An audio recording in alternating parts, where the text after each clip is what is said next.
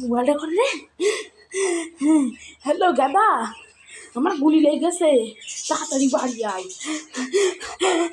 বাবা তুই দোষ আগে, তোমার কি আগা বেরিয়েছে? আব্বা তোর সাথে আমার বকার টাইম নেই। আমি মনে রাখার পরে কিছু কথা বলে তো দিছাই যে মনে রাখবি।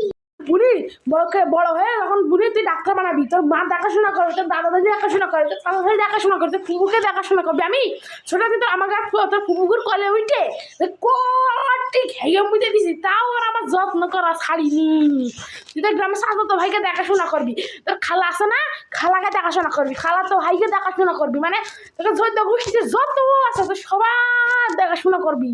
গ্রামে আমাকে যে বাসা কাজের বউ আছে না টুনি বেবি, ওর মেয়ের জন্য বিয়ে হয় সেটাও তুই খেয়াল রাখবি।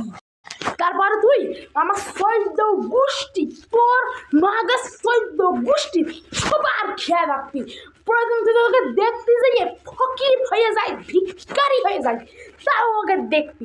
যদি তুই বই রে কবরের মধ্যে বইছে গইলে হয়ে যাস, তাও তুই কবরের তোর খেয়াল রাখবি।